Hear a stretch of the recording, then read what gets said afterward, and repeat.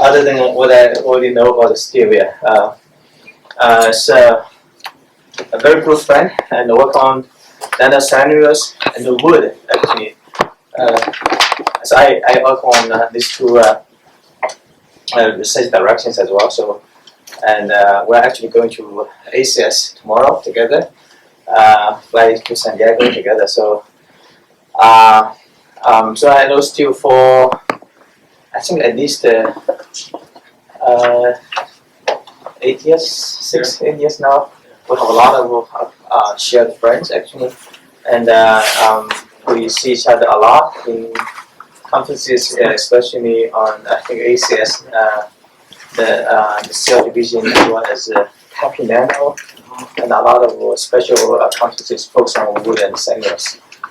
So I think today he's going to talk about batteries or any storage using cellulose. But he actually work on engineered wood a lot, so that's why you might have a few people from School of Architecture here, and they may want to. I want to ask you more questions later on about engineered wood. Okay. Yeah, I'm not going to talk about engineering wood. Well, I'll mention wood. We'll get eventually. So. Yeah. Yeah. Okay, I think this there. We can Steve, why don't you start and then excellent. Yeah. Well, thank you very much, and it's great to be here on this new campus in Yale.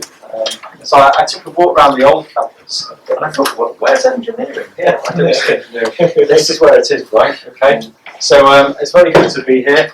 I'm from the University of Bristol. I'm just going to tell you a little bit about where Bristol is. So if you look on the map here, you can see Bristol is just here. It's on the mouth of what's called the Bristol Channel here. And then we have Cardiff, which is in Wales, just over the way there. And then this is London. Okay. Now, when I was walking around your beautiful campus, the old campus, I saw this Gothic tower right in the centre of the campus. And this is our Gothic tower. It's actually built at a very similar time. This tower is called the Wells Memorial Building. Okay, sorry, I forget what the tower is called in it. Yeah, I was looking it up this morning. But they were built at the same time. This was the last ever Gothic building to be built in the UK. It's a sort of iconic piece of Bristol University's campus, right at the top of what we call Park Street. And then this is where all the students graduate. They go into this big building here. But actually, I don't live in Bristol. I live here in a place called Exeter, which is right down in the southwest of England. This tip here. And this is a picture of the beach I regularly go to. One of the many beaches that I go to. So if you ever come and visit me, yeah, I always say, look, come to Bristol, but also come to see me in Exeter. Come to this beautiful part of the world. You travel every day. 70 kilometres. It's an hour. It's not very fun. So it's very easy to get to and from. And so I don't have a Tesla auto drive. I go on the train. So I drove in with my new friend over there, Shu, in his Tesla auto drive this morning. It was very pleasant. Anyway, so as being said, I work on some of those, and that's one of the primary areas of my research. I started working on cellulose in about 1995. Okay? So it is 30 years actually, this year, when I first started working on cellulose. And we work on lots of different areas, as Bing has mentioned. Nanocellulose, that's probably relatively new actually. I wasn't working on nanocellulose in 1995. There were some people who were just starting to, and actually we did start to look at nanocellulose in the early 2000s. But then we've also, in the group over the years, looked at natural fibre composites. We work on water purification more recently. We've done a lot of chemistry, very basic chemistry very recently on nanocellulose modification.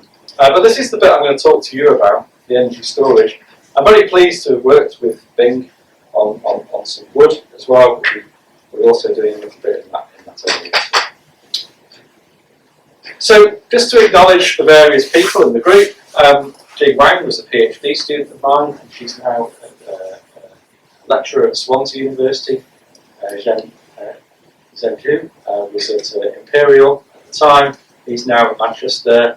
JC was our electron microscopist who did a lot of work helping us get some good images of our materials. Magda Titarici is also at Imperial College, and she helps a lot with the electrochemical characterisation, but also some of the work helping to put together the battery cells. Joe Morgan was a PhD student of mine at Exeter, because I was at Exeter prior to going to Bristol, and then before that I was at Manchester University. I'm from Manchester, I was born in Manchester, so that's where I'm from. And in case you want to know, I'm a Manchester City supporter, not Manchester United, so don't mention the other team. This is Monica Cracker, who's at Exeter, she's collaborators, and this is Severia. So we've had lots of funding over the years. We have these 2 programs at the moment. This is a fellowship to me, which gives me time to do things like this and concentrate on research only for 5 years. And I'm just coming into the 5th year now, final year. And then we have a program grant with Imperial, actually, looking at bio-derived and bio-inspired advanced materials. And then we have these things called centres for doctoral training. And actually, Joe was funded under a centre for doctoral training in metamaterials and information at Exeter, when I was at Exeter. And some of the work that I'm going to present is over a decade old, and we only published it last month. So we just got all the data together, managed to make it look sensible. We've worked on it for the last, certainly 8 years in earnest to try and get it to that stage. So things take time. So a lot of you work on cellulose here. You probably don't need me to tell you what cellulose is, but this is the accepted molecular structure, polymeric structure of cellulose. The repeat unit is glucose. Okay, the chains in cellulose have polarity, so you have a reducing end and a non-reducing end. Okay, and so that polarity enables chains to point in specific directions depending on the structure. This is a ball and stick model, and this shows you the radius, if you like, of the atoms within the structure. So cellulose is a long chain of sugars. They're joined by these oxygen bridges, these glycosidic linkages here, beta-1,4 linkages as they're called. You might notice also that these hydroxymethyl groups here on C6 are on opposite sides of the sugar here. That's because the sugar is actually flipped like that as you go along the chain. So the chain itself has a chirality to it. It is a polymer. It's an odd polymer though, okay? It doesn't melt, okay? And yet, it processes really well in water, which is quite useful. A lot of polymers that we work in, synthetic polymers, don't process particularly well in water, but cellulose does. And where does it come from? Well, you probably all know this equation here. The classic photosynthesis equation, carbon dioxide plus water gives you glucose plus oxygen. Actually, that's just one photosynthetic pathway. The other one is the one that splits water, right? Okay, which we were talking about earlier. Yeah. So this is photosynthetic pathway 2, okay? Splitting the water. This is photosynthetic pathway 1, okay? And this happens at various stages in the year. These are some pictures that I took of trees throughout the year. We're in this lovely season of spring now, I guess, right? Okay, when we get some nice blossoms. Not quite as warm as we hoped just yet, but sooner or later that will happen. And this picture here is lovely because you can see all the roots of the tree have been exposed here. So there's actually quite a lot of biomass under the ground as well. And it's now known that plants actually capture carbon in the ground. And there's at least, I think, 30% of the carbon from plant biomass is captured in the ground. Now, where is cellulose found? So this is a nice review that we did a few years ago. Remember in the Nature Review of Materials about wood. And there's a nice little diagram here showing you the hierarchical structure of wood, going from the sort of the macroscale structure through to the microstructure, and then you've got these elementary fibrils, and you go right down to the molecular chains. And of course, cellulose itself combines with other materials, other polysaccharides, hemicelluloses, but also stuff like lignin, which you can get rid of in the lab, right? superwoods and so on. So cellulose occurs in plants mainly as type 1, as a parallel chain structure. So the chains, the polarity of the chains are all pointing in the same direction. Now we're interested in cellulose interactions with water. That's one of our primary interests. And we did this review a few years ago, and it talks a little bit about the sort of emphasis of a lot of our work, where we're trying to do self-assembly of water. A lot of people try and get rid of cellulose's ability to interact with water. I'm not going to talk too much about that, but just to say that some of the modifications that we do are not substantial. Okay? So they still retain cellulose's ability to interact with water. And I think that's really important. We don't destroy that interaction, because I think it's a real opportunity. But I'm going to do some history now. Does anybody know about this guy, von Kleist? Yeah? Anybody know about von Kleist? Do you know what he developed? The first battery, the Leyden jar. You come across Leyden jars before? Okay? So these were the first batteries, okay? They're literally a jar, and then you have some material in here, some sort of electrolyte, and then you have typically a sort of like metal in there, and you have this sort of probe coming out of here, and there's some electrochemistry going on in there. I'm not going to go into too much detail, but you could get a few volts out of these things, and they were actually used on ships, you know, way into the sort of like, certainly into the latter stages of the 19th century. These Leyden jars. This was the preferred technology for storing charge and retaining it on long distances. And so on. And these were the first batteries. But actually cellulose comes in pretty early on in terms of the history of batteries. So if you read this paper here, it's a great paper. And it's not only is it great because it covers the whole history, going right back to the early stages of the Leyden jar. You can see here, Leyden jar comes in the 18th century, but actually it does last a little bit longer than this diagram suggests. They were still trying to use Leyden jars a bit later than this. But essentially then you have this sort of progress, if you like, of the different types of batteries. And you've got this one here, a wax paper foil cap up here. Okay. Now on the right you've got a cultural timeline. Well, it tells you all of these symphonies that were composed during the same period of time, and I'll come back to that a little bit later because we've got some piano playing to talk about. Hello. Somebody's trying to join the meeting. These are some historical paper-based capacitors, okay, not batteries, capacitors, and they're metal electrodes, and they're separated by paper soaked in wax. And you can see these in museums, they're still around today. Capacitors are very different to batteries, as many of you know. But I couldn't come to Yale and talk about batteries without obviously mentioning one of your greatest alumni, John Goodenough, right? Who was an undergraduate here at Yale in chemistry. He won the Nobel Prize for Chemistry in 2019 for his work on cathode materials for lithium-ion batteries. He's the oldest recipient of the Nobel Prize at 97, and he was the oldest living laureate until August 27th, from August 27th, 2021 until his death.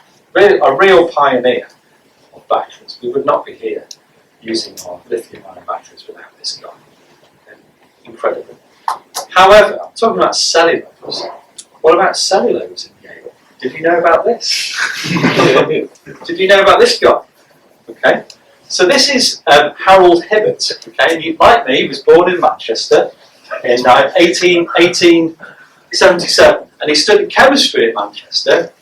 Went to Wales, to Aberystwyth, which is on the west coast of Wales. I went to Bangor. I didn't go to Aberystwyth, but I was in Bangor for a while. And then he went to Germany, where he obtained his PhD. He got a DSc, which is like a sort of PhD of all your published papers from Manchester. And then he sort of struggled a little bit to get an academic career. I've read his biography, the National Academy of biographies. And so he postdoced at Tufts, and then he went back to the UK to Imperial College, And then he ends up here at Yale as assistant professor of chemistry. One of his greatest claims to fame, though, was that he found an isomer of nitroglycerin. Okay, so he was quite instrumental in explosive technology. And then he goes to McGill in Canada as a full professor. However, he, amongst I think 2 or 3 other people, set up the cell division of the American Chemical Society, which we're in. Yeah, so it was all here. Okay, yeah, this is one of his papers down the bottom. Studies on the chemistry of cellulose. And if you read them, he talks about the structure. He proposes various structures for cellulose because in those days they didn't know what the structure of cellulose was. Okay. We're still trying to work it out. And there's a little obituary that I found online here. A lot of his work was industrial chemistry. You can see at the bottom here, his work from 1910 to 1914 was at Wilmington in the Delaware Laboratories at DuPont. And he isolated 2 isomeric forms of nitroglycerin. Okay? So he was really key in explosive chemistry. Okay, so just thought I'd throw that in. So, anyway, energy storage. Let's get back to where we are, the modern day. These are some lithium-ion batteries. We drove in your Tesla this morning. You know, the world is becoming reliant on battery power, okay, for lots of reasons. Not least because it's, can I say it in this country anymore? We know what it is, okay? But there's a high demand for lithium-ion batteries, okay? And that's increasing. And worldwide it's increasing quite dramatically. And it's set to increase enormously by 2030. But lithium, there's an estimated 1/4 of the lithium reserves are in one country, Bolivia. Okay, and then there are 3 other countries nearby in the lithium triangle: Chile, and I think Argentina, where Brazil, lots of lithium is present. And we need the lithium to make batteries. This is a lithium salt. This is a lithium mining site. It's a salt plain. You can see here, it's pretty dry and pretty arid, and that's because they take all the water out to get the lithium. It requires a lot of water in order to mine the lithium. So it has horrific environmental effects, and it's displaced a lot of indigenous people, places people on the poverty line. There are other big reserves, as I said, are in Chile and actually in Afghanistan. There's lots of lithium. I think the Chinese government are very keen to retain their embassy in Afghanistan, just so that they can have access to the lithium.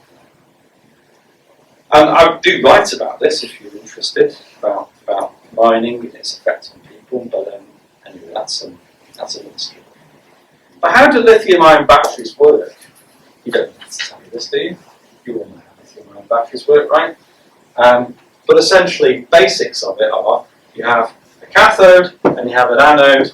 You have ions going this way on charge, discharge, and the intercalation of those ions, okay, with the anodes and the cathodes, cause the charging and the discharging of the batteries. So it's electrochemistry at 2 different interfaces here. Typically, the cathodes are made from inorganic metallic oxide materials, and then the anodes, we can make them out of carbonized cellulose. Okay, that's one possibility.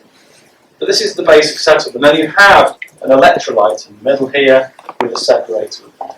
This is a simple setup for the lithium manufacturing.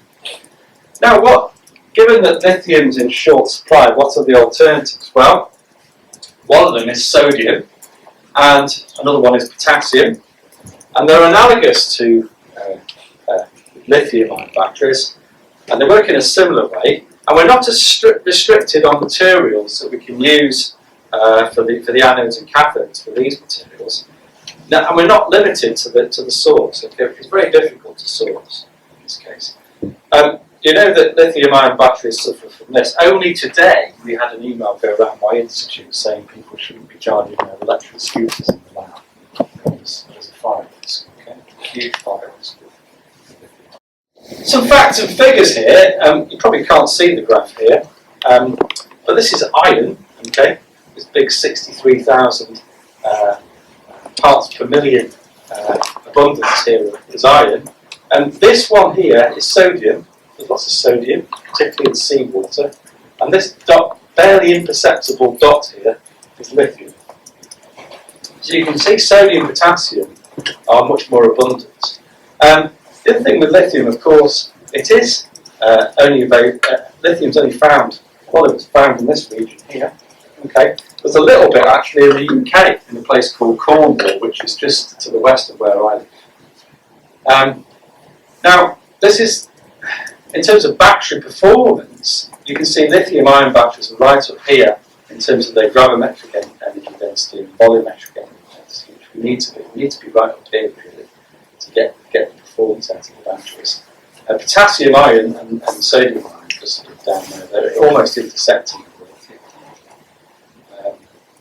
And of course, there's different atomic radii of the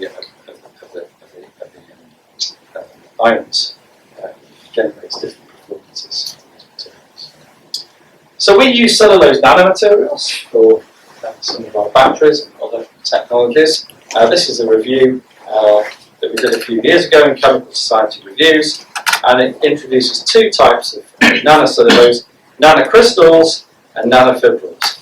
I'm going to talk to you a little bit more about the nanocrystals, which are rice-like materials, not the movie-like fibrils. Nanocrystals, we can make them in the lab. We actually buy commercial ones. It's easy enough to make them in the lab, but you can buy really good commercial materials now. So there's no point actually making them unless you want to do something very different. But the processing is pretty sorted out. And it relies on what's called hydrolysis. You take cellulose, plant cellulose is semi-crystalline, so it contains ordered remains, crystalline remains, and less ordered, disordered materials, so-called amorphous regions. Okay. We're not entirely sure what that may look like, but essentially we understand that the water's critical in this. Okay? So forget the acid, okay, it's a strong acid that you use, but it's actually the water that's critical to the hydrolysis, it's actually in the word. The acid dissociates in the water, and that's the hydrolysis process that breaks down the cellulose, and that occurs more readily in the amorphous regions or disordered regions because you have more water present in those regions. Okay? So if you do it in a controlled way, you end up liberating these crystals of cellulose. With sulfuric acid, because you're using sulfuric acid, there's a side reaction actually that creates these sulfate half ester groups on the surface, and they're negative.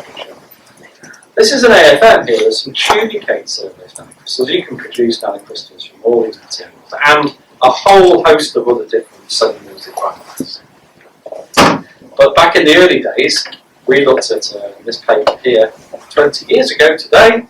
We measured or managed to calculate what we thought the stiffness of the tunicate non-cellulose crystals was, and it came out to be about 143 gigapascals. Now bear in mind that the crystal modulus of cellulose is about 138. People have measured it. So these tunicate nanocrystals seem to have stiffnesses of the similar order to the crystal modulus. So they are, we believe, in this case here, highly crystalline, very stiff materials. Now we've done two things with these materials. We didn't use tunicate nanocrystals, we actually used some nanocrystals produced from brown seaweed. Well, essentially there were two aspects to the work that I'm going to talk about, where we took our cellulose nanocrystals and we combined them with a water processable polymer, polyethylene oxide or PBOH. They're the same material, by the way. People often sort of call them different materials, but actually it's the same chemistry.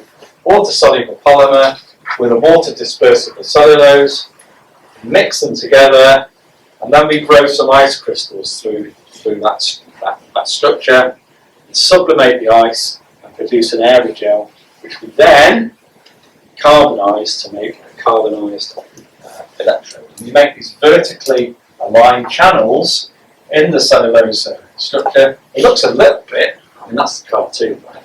But it looks a little bit like your wood materials that I saw on your table. Okay? But you can produce these quite readily in the lab. This is a tomographic image showing you these vertically aligned channels. You can control the width of the channels by the rate at which you sublimate the ice. We made a bit of kit to do this in the lab. And that's one side of it. So that's making the anode material for the battery, okay, for this carbonised material. And contained within the walls of this material are the nanocrystals. They are present there. And we believe that that gives you some additional surface area that allows them to be sodiated in this case, because we're looking at sodium ion batteries. And then we also made a separating material from polyethylene imide, PEI, and we did that by electrode spinning, and we electrode spun our fibres on a rotating mandrel, so we've got highly aligned fibres here, and inside these fibres are our nanocrystals as well, and we were able to make some highly aligned materials. This 3500 here relates to the speed at which we spun, okay, and so you get some very high contact angles here. And this just compares across the piece to other commercial materials. So glass fibre is a common separator in batteries, and this cell guard is a commercial material.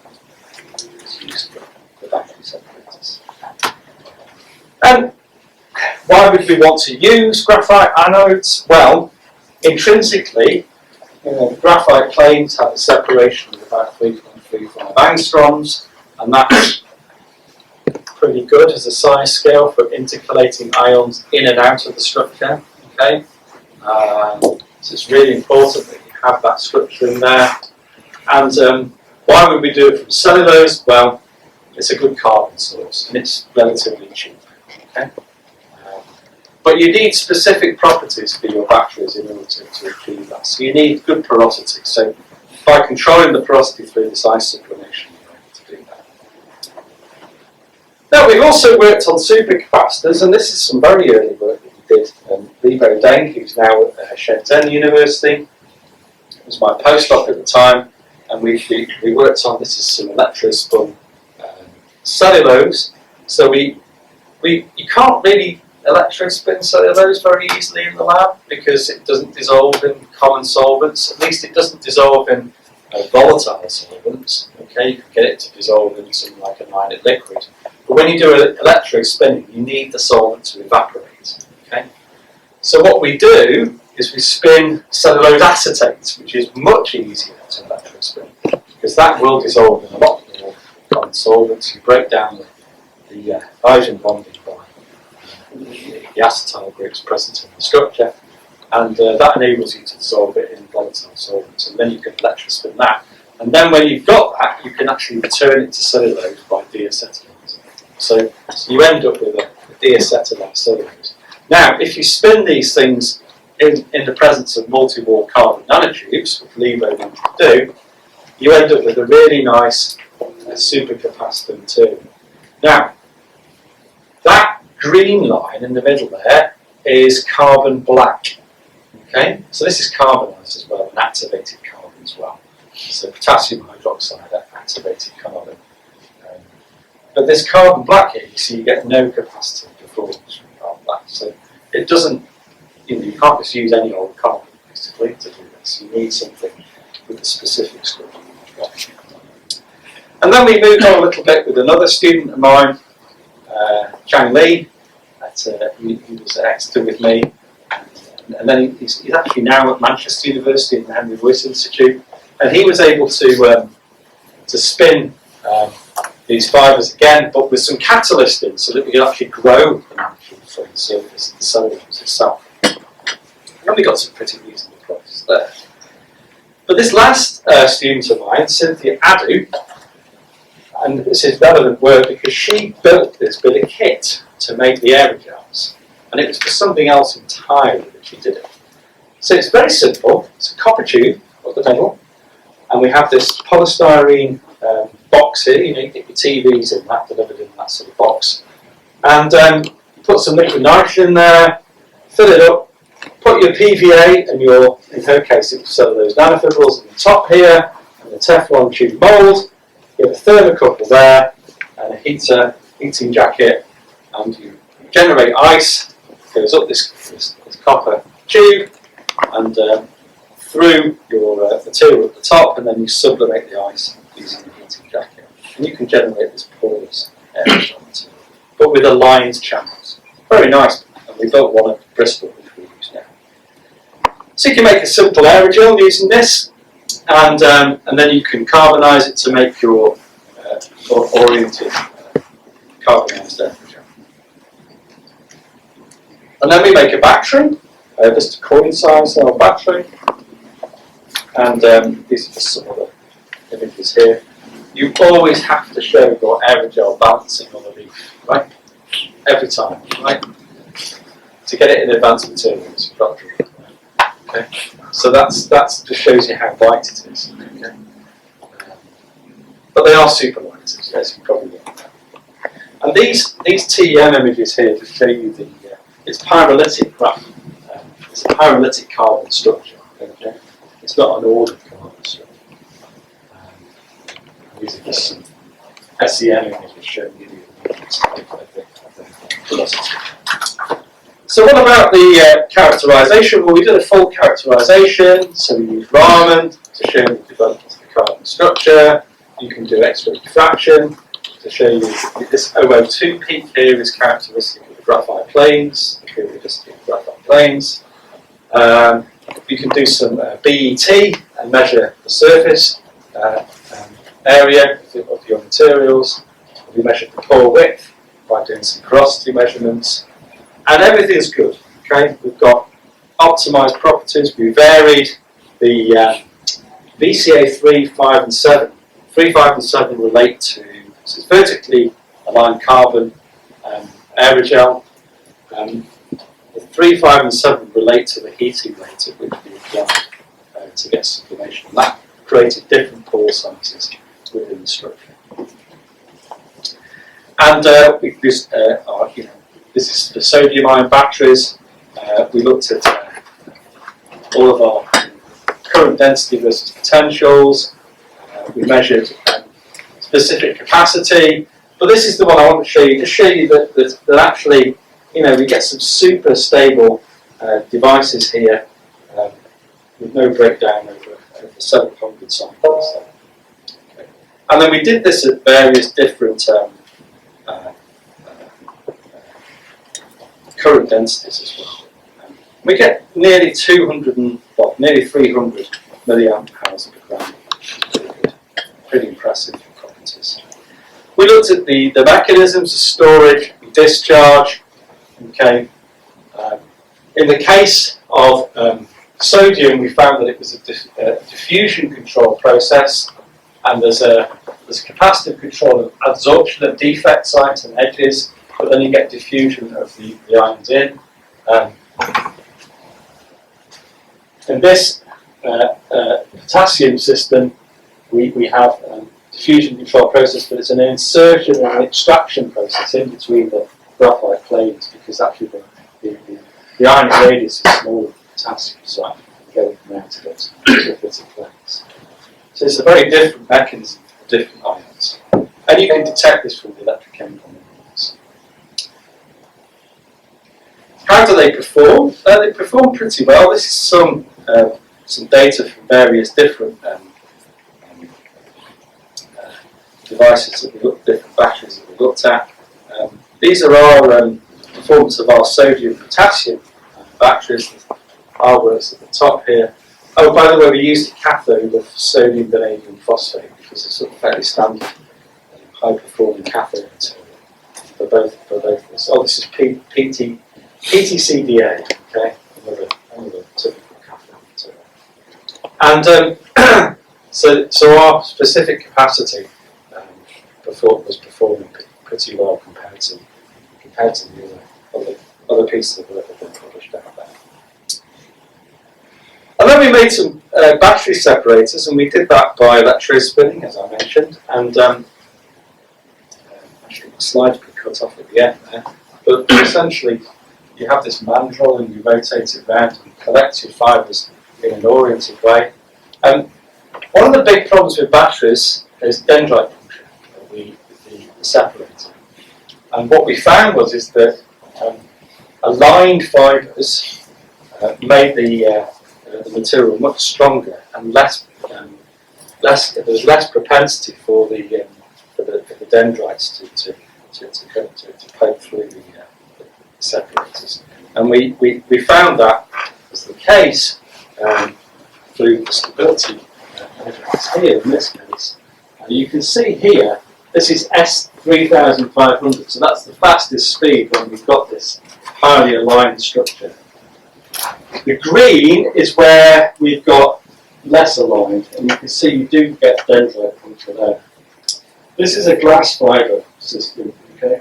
You get short circuiting very early on for your device if you use a glass fibre system. And we looked at all sorts of other characteristics of the material that we're going to mechanical properties and compare them. We also did some modelling using COBSOL, a COBSOL package to see and also measure the stiffness of our materials using indentation to see how they compared to other materials out there. And we found from the console simulations that actually the oriented separators were the best in this respect. These are some performance characteristics of our batteries. And you can see specific capacity there, being plotted over a period of cycles, over 1,000 cycles. They're pretty stable. This performance metric, so this is energy density versus power density. Obviously, capacity is pretty good in terms of power density. You get a charge out quite rapidly if you need it. That's what we used. So our supercapacitors are up here, much better than batteries, but our batteries are just around that. So performing pretty well. Now, that's batteries, but what about if you reverse a battery? What about if you try and, rather than using those ions to store charge, you're just using a battery in the sense to take charges out of something, like contaminated water. So we've been doing some work with my old postdoc on what's called capacitive deionization. So you apply a potential difference between two, in this case, carbon electrodes, and you have a thin membrane here in front of each of these electrodes, and then you pass some water through a feed here, okay? And out the bottom comes some deionized water. Now it works. We've made some electrodes from different forms of carbon, and these seem to perform really, really well. We published a paper here in Nanoenergy just a couple of years ago on this. So this is really quite promising for actually dealing with contaminated water. So this is part of the work on water purification. But actually, one of the latest things that we've managed to do with this, and this is actually not involving cellulose. We're not really using cellulose here. We're using different forms of electrodes, and these are zips, okay? So they're inorganics, and we've got carbon nanotubes here intercalated. We've made this sort of like concertina-like structure to the material, and these perform really well. So they're zeolitic and midazolium frameworks, okay, in the presence of multi-wall carbon nanotubes, and they're activated, carbonised and activated. And we find that we can get, just from sunlight, quite a large increase in temperature of the in this case, this carbon here, and that actually increases the selective capture of nickel by 250% and sodium by 53%. So we're able to actually use this with sunlight to actually improve the performance. I think we've got it in somewhere now. This thing. Just going through the revisions. Okay, so I've talked about cellulose quite a lot, but I was at Manchester, and in 2004 I went to a talk by Andre Guy where he was talking about this material graphene, and nobody believed him at that time that this was anything worth thinking about. Roll forward 6 years later, and he won the Nobel Prize with Kostya Novoselov, his colleague in physics in Manchester. And you all know what graphene is. It's a single layer of carbon atoms. This is a sort of cartoon, if you like.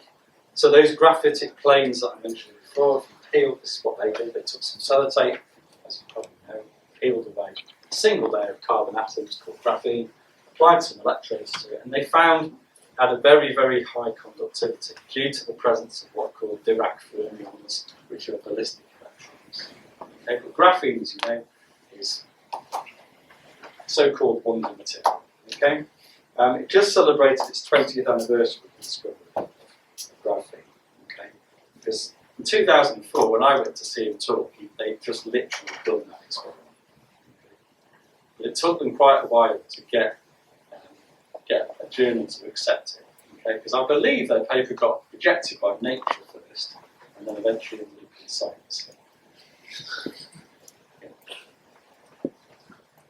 So we have been combining cellulose with graphene. So for some time, I've been working on graphene, and one of the reasons was because we had a centre for graphene in Exeter. And but I did do some modelling work initially, which I won't talk about, where we were looking at how graphene and cellulose interact in the presence of water through hydrophobic interactions. But then we did some practical work using Raman spectroscopy with my students up there, using Raman to measure stress transfer between the graphene and the cellulose. And then I was saying to Joe, I said, well, what are these useful for? What could we do with them? And I had talked to various people, maybe we could make, like the materials ITO that they use in screens. We could touch them, and you could transfer the charge from your finger to the graphene cellulose composite, if you like. Because the thing is, graphene is highly conductive, and cellulose is a dielectric material. That's why it's used in those capacitors that we mentioned earlier on. Okay, it's got a pretty high relative permittivity. It's about 2 to 4. Okay, in the presence of moisture, it can be as high as 20. So, it's quite high relative permittivity. So it's a good dielectric material. So could we combine the conductivity of graphene with a dielectric material, cellulose, and make some devices? Well, that's just sort of starting to be realised now. People have been doing this for a while, but essentially, the concept is you put some devices on your shirt, okay, some sensors and things like that, touch devices, press, that will enable you to get an output, a charge output. And what we've been doing is making some what are called triboelectric nanogenerators. And we just published the work last month on this in Nano Energy again. It's like I think it was the journal where they published the first triboelectric nanogenerator. How does it work? What's triboelectricity anyway? Well, I don't know if you've ever done the trick of rubbing a balloon on your jumper and sticking it against the wall. Has anybody ever done that? Yeah? Okay, it's a little party trick you can do. Well, that relies on the transfer of electrons between two materials, and it relies on friction. And that's the whole concept of triboelectricity. But the propensity of one material to transfer its electrons to another depends on something called the triboelectric series. I mean, it's a lot more complicated than this. But essentially, if you have a big gap in this triboelectric series between the materials, then you have a good triboelectric effect. So you can see things like cellulose are up here. So if I was to combine that, say, with Teflon down here, that would have a really good triboelectric effect. Actually, it turns out that modified cellulose just pushes it up slightly in the triboelectric series. So it just pushes it up a little bit, up this scale. Now the physics are not as well understood as you might think, okay? Some of the early papers in the 1920s, there's some interesting statements in there. This class of research is simple seeming, but those who spent time on the subject will realize it's very baffling. Those who have not done so will at least remember that despite great efforts by physicists, the subject has not yet passed the pioneer stage. Now that might have been said in 1926, but it's still the case now. Okay? We are still trying to understand what material combinations work best. There's a very good review down there that has a sort of, school kids experiment you could do, with liquids. In fact, Raleigh, who's a British scientist, did this in the 19th century, rubbing a plastic rod with a piece of cloth, and he was able to put it on animal fur, if you like, animal fur and the plastic rod, and you can get the charge onto the rod, and then you can displace liquids using the rod. Okay? Now, with triboelectricity, what actually happens is you get an overlapping of the atomic orbitals within the material, and that transfers the electrons between the two materials. But a triboelectric nanogenerator, the father of nanogenerators was John Lin Wang, who was at Georgia Tech. He's now moved to China, to the Beijing Institute of Energy and Systems. And you have two materials that rub up against each other. He did this in a bending device, so we had PET and Kapton here, okay, and then he had the conducting the electrons away. We had some gold leaf here, okay. So when you bend it, you get friction between the two materials. You get a transfer of electrons. Some of the electrons get taken away into the gold, and when you bring it back to equilibrium, you have a current that flows within the circuit. And you can do what you want with that current. You can create a voltage, of course, and you can power the device, and that's essentially what we do with this teng. Okay. Now, the group at Exeter have been making some tengs out of wood, okay, and putting them into flooring materials. Okay. So you can stick here. This is balsa wood, is with polyester and PTFE. They used a copper conductor in this case. The output voltage is sensitive, in this case to humidity, the environment, so you can use it as a moisture sensor in your panelling, but it'll also detect the difference between running and walking. Okay, so the output voltage is very different depending on whether you're running over the floor or whether you're walking over it. So people are now using these things as sensors in buildings. Contact Monica and Severia if you're interested. We made our cellulose graphene triboelectric device. What's the purpose of graphene? Well, graphene is the conducting material. But we were looking at combining it with PET. So our CNC, cellulose nanocrystals, were combined with PET. So that's where you get the triboelectric response here. And then the graphene is used as a conducting material to take the electrons away and generate the voltage. And these are the sorts of output voltages that you can get. Now, this O CNC relates to a modified cellulose that we've been making. And it's called octalamine CNCs, that's what we call it. And I'll tell you a little bit about that now. And actually, these work better for the octalamine modified cellulose than just pure cellulose. So we take our cellulose nanocrystals, and this was a complete accident in the lab about 10 years ago. My postdoc got the reagents, the amount of his reagents wrong. Okay? He underestimated how much octalamine he would need to modify the cellulose. But he said, Steve, I only modified it a tiny amount. In fact, we got a substitution of octalamine groups of about 3 or 4%. It's really small. It's barely perceptible. But because he did that, the cellulose nanocrystals are charged. So don't forget they have this sulfate half ester group on the surface. But because we only add a small amount of octalamine, we create an amplifier. Okay? So we have this hydrophobic chain here, which we do, by the way, through this reductive amination after oxidation and using periodate. We have this long carbon, this C8 carbon chain, and we have the charge. So these are big amplifiers. Okay? At the time, we were making gels out of them. Rinat Nicotilin was the postdoc in question, and we made some super strong gels, and that was great. And we were able to show properties that you don't normally get with cellulosic gels just by adding very small amounts of this material. They disperse in water, so you can still process this stuff in the aqueous environment. Okay? They don't aggregate enormously. They're very stable. So we've done all sorts of stuff with this. We're making Pickering emulsions, we're making films that will self-heal, we've got all sorts of stuff going on.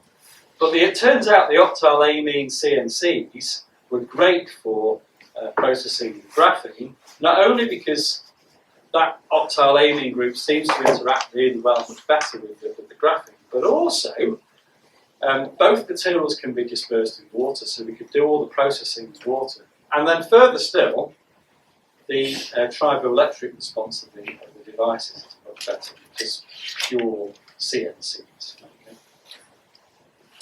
Okay? These are some bend resistances, so we bend the devices many, many times, and you can see this is the number of bends, so it's fairly stable.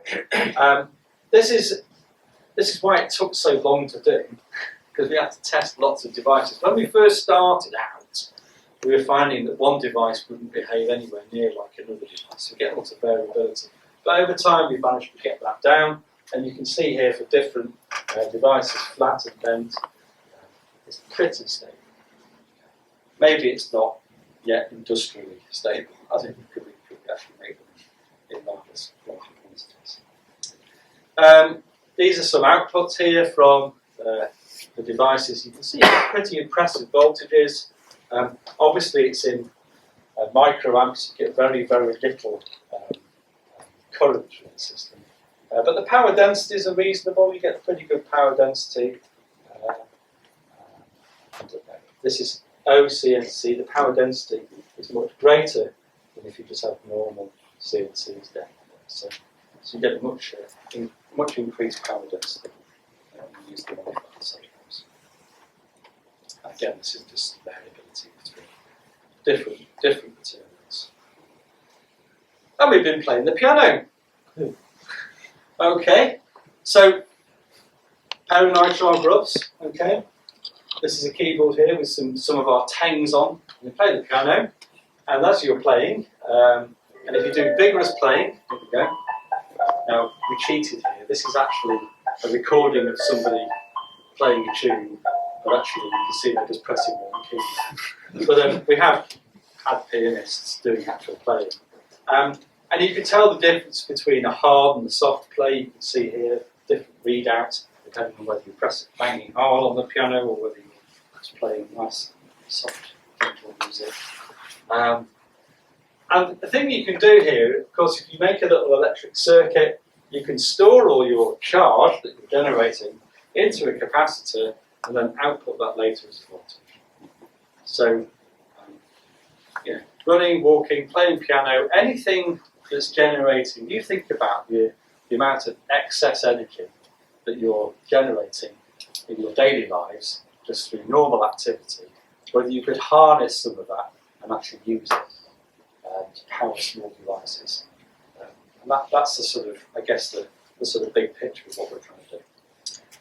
But we would like to make an all cellulosic battery. So if you're interested, we've got a little program going, and we're developing materials to make all cellulose batteries.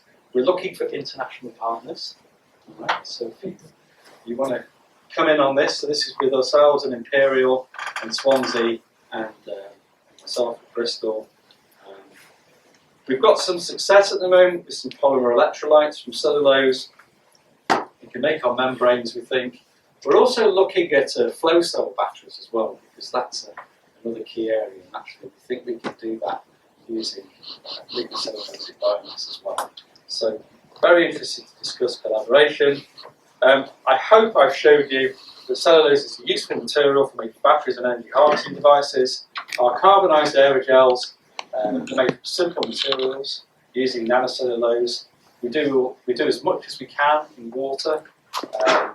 There are other ways to get those long carbon chains into cellulose in aqueous systems, which we're also developing. And our electrospun PEI reinforced with cellulose nanocrystals from seaweed. They make really good separator materials. And the graphene cellulose combinations are a promising material selection for triboelectric nanogenesis. And thank you for your attention. And it's always great to see Bing. This is a picture of Bing and I in Japan. And it's wonderful to be here in Yale and just see the amazing stuff that you're doing. And I hope we have a long and fruitful collaboration. Thank you.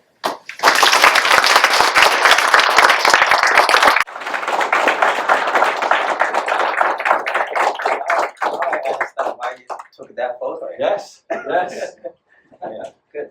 Okay, so I think we have time for a few questions, and but before that, I think I can quickly summarize what I learned. I think Steve, I think paid a lot of attention to history. Many aspects. He just reminded me actually good enough actually his undergrad year.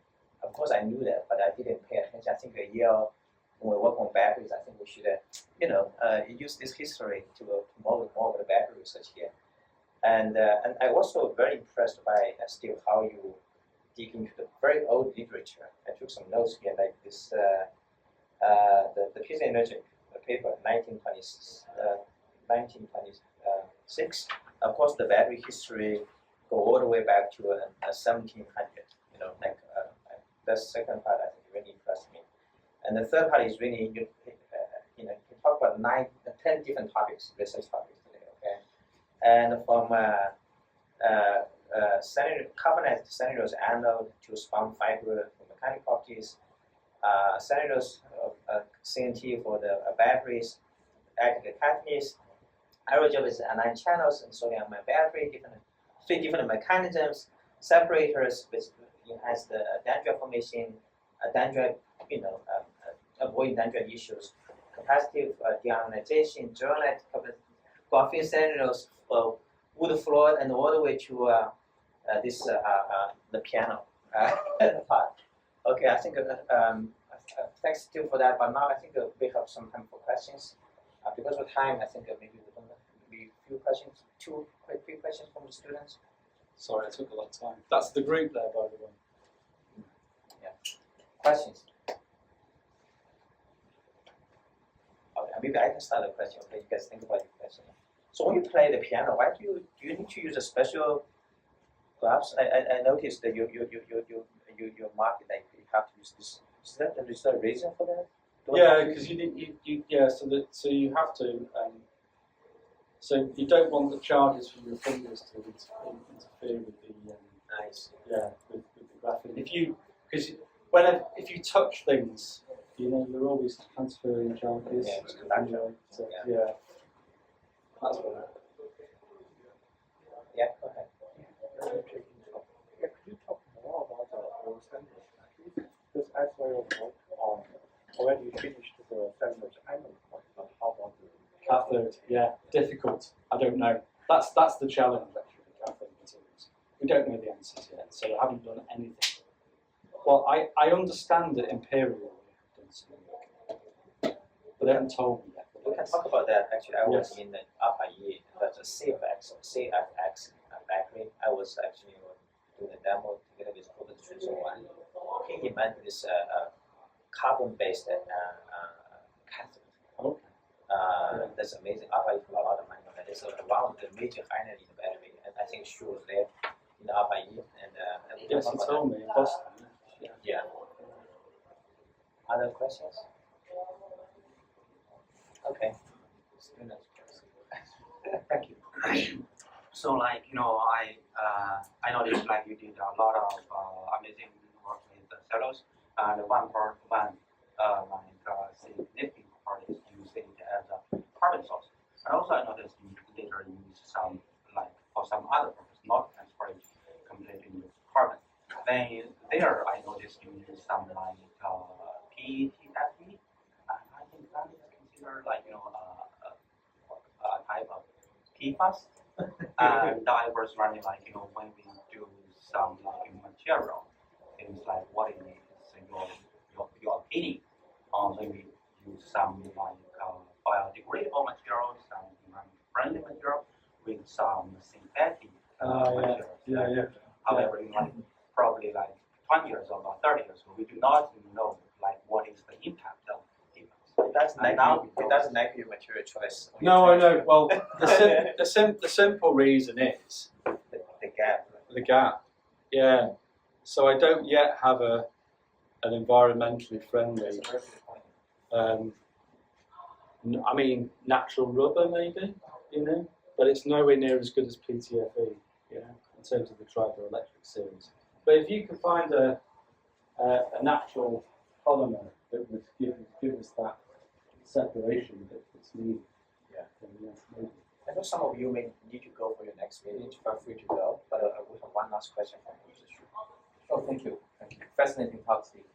So I'm very interested in the membrane aspect of it. I think you're getting to that area. I think one area is related to PTFE is that potentially there's a lot of interest in replacing PTFE with all these biocompatible or environmental friendly. I think we can still talk about it here. Yes.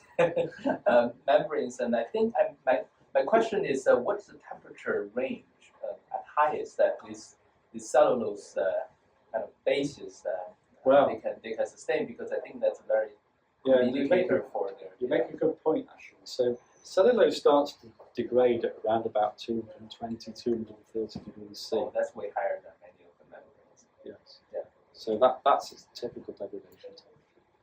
Is that good enough? Yeah. Oh yeah, that's way higher than many of the membranes. So, but you can alter that. So we've done some work recently where we modified the surface of cellulose using and it's fluorinated, so it's probably not great for the environment. But it's fluorinated and cellulose, and that's way higher than that. And even still, you can push that out to maybe 300. thanks, Steve. I think my group works a lot on cellulose, and as a physicist, I really love to collaborate with many of you who are chemists, who are even from the School of Architecture. We actually have a collaborator. We have an existing collaboration funded by a donor actually on transparent wood for building applications.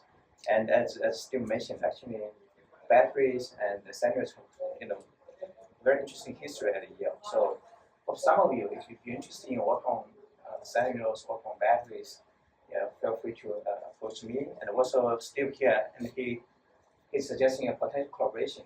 Hopefully there's some funding involved with that. Yeah, it's funding. Yeah, I think the cellulose is interesting. It's the most abundant biomaterial, right? So think about that. I think working on this material makes a lot of sense. And here, you talk about the batteries and energy generations. And I was in Hawaii. I was actually visiting Melwood. We're making super wood in very large beam actually. And I saw Alan Organchi, architect from Yale, as was there yesterday in the company. So I think this material is so abundant, and we're talking about how to better with the PFAS problem.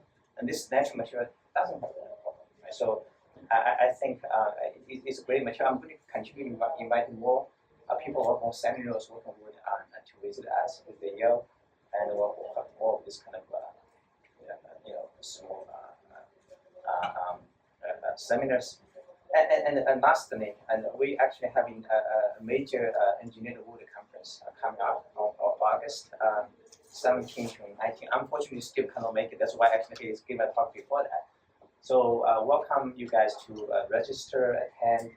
It's going to be in the main campus toward the end of the summer.